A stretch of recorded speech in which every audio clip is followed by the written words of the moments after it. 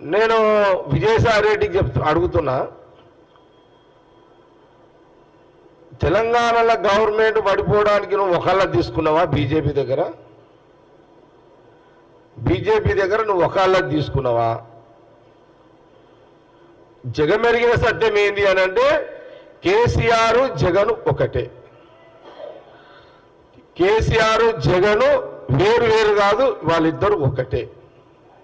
ఇది జగమెరిగిన సత్యం, ఇది వాస్తవం కూడా. ఇదంతా విజయసాయి రెడ్డి నువ్వేమన్నా రాజ్యసభ మెంబర్వా లేదా బ్రోకర్ దుకాణం పెట్టుకున్నావు? ఏమన్నా దుకాణం పెట్టుకున్నావు నువ్వేమన్నా? ఈ పార్టీని వాడేయాలని, ఈ గవర్నమెంట్ని వాడేయాలని దుకాణం పెట్టావా? అసలు విజయసాయి రెడ్డికి అనేటానికి విలువలు ఉన్నాయా? విజయసాయి రెడ్డికి విలువలు ఉన్న నాయకుడు అసలు? ఒక సందర్భంలో జగన్ ముఖ్యమంత్రి, అప్పుడున్న కేసీఆర్ ముఖ్యమంత్రి దగ్గరికి ఇంటికి పోతే ఆ రోజు వీడియోస్ మనం చూసినాం. ఆ రోజు 2 కాళ్ళ మీద విజయసాయి రెడ్డి పడ్డాడు, కాళ్ళు మొక్కాడు విజయసాయి రెడ్డి. నాకు చాలా సిగ్గు అనిపించింది, నాకైతే చాలా సిగ్గు అనిపించింది నాకైతే. అరే అంటే ఆ రోజు నాకేమనిపించింది ఆ వీడియో చూస్తుంటే,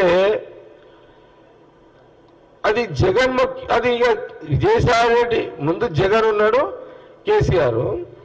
అంటే విజయసాయి రెడ్డి కాళ్ళు మొక్కుతుంటే కేసీఆర్ నాకు ఫీల్ అయిపోయింది, ఒక రాజశేఖర రెడ్డి గారి కొడుకు ఇంత దిగజారిపోవడం ఏంటి జగను? విజయసాయి రెడ్డి కేసీఆర్ కాళ్ళు మొక్కిండు అని అంటే జగన్ మొక్కినట్టే కదా,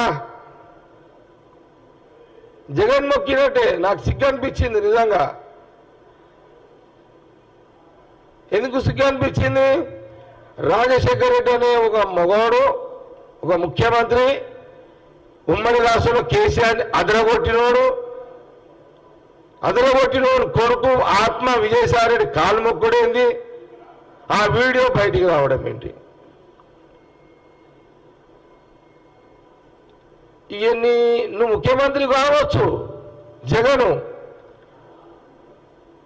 కానీ నీ పౌరుషం లేని నీ రాజకీయ జీవితం వేస్ట్ అనిపిస్తుంది. పౌరుషం లేని రాజకీయ జీవితం